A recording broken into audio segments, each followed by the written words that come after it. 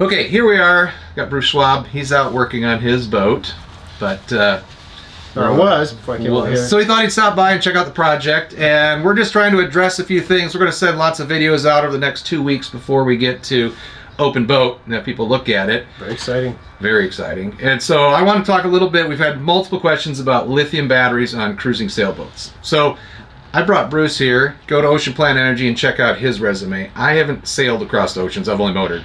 You've done a bit of sailing.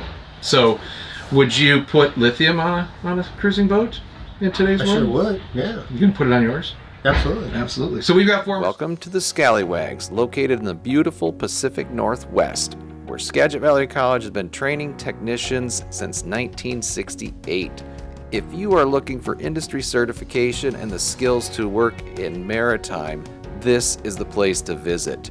Our staff will share so much knowledge and experience, you will not be disappointed. The workforce demand is very high and all of our graduates are working around the world. If this sounds interesting to you, schedule a tour and come check us out. Absolutely. So we've got former students, Dave and Sarah, and we've done multiple lithionics installations. They have a nice system. They do. And so I think that it's good. Now we've done our due diligence. I think if you're going to do it, we got to do it right. So not only do we have lithium, but we've got a good BMS. We've got battery protects. We're going with a wake speed voltage regulator. Right, so we got the whole integrated system, which is lithium, 400 amp hours. We love it. But we do have a Lynx BMS, and we've got a smart battery protect. Got all the right equipment. It needs to be an integrated system with lithium. That's kind of to take advantage of the whole reason of the many reasons you would get lithium to start with. To start with, yeah. And so I do like your Never Die though. You've got that little backup, right? The Never Die BMS. So if your batteries get low, it'll give you a warning, and then you got a little bit left. What he's talking about is that the Lithionics BMS algorithm has a cutoff based upon calculated capacity and leaves you with extra capacity. So if you're not there and you have a low voltage cutoff because you ran your air conditioning down or something, you have some battery left. Some wiggle room. Wiggle rooms. You can start the engine from it if you had to, or it'll automatically start up. Also, with the dual channel system, it'll automatically start up if the solar panels start working, and you'll come back and your batteries won't be dead. It's all protected. So some great stuff. I love it. So I think we're going to be in good shape. We did the Victron just because we bought the whole suite, and it was easy for one purchase order with the school's money just to source it all. Well, we sell both Victron and Lithionics, so we're familiar with both systems. Yeah. So check out his site. He's got great stuff. So we're excited. Come see King's Pride, and you can see a lithium install. And then the other thing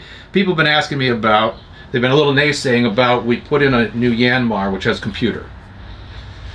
And computers all over the boats right there nowadays. Right? I think so, but I just thought I'd question, and I think, now once again, since I'm not the expert, but I think those white floppy things, if you do get struck by lightning and you're still alive, could probably get you back to port.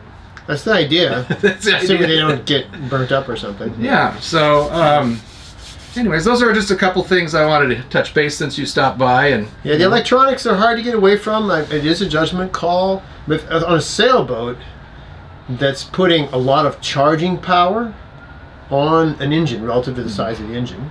Yes. So it's basically their DC generator. So they have lithium batteries, so they can move a lot of energy from the engine to the batteries.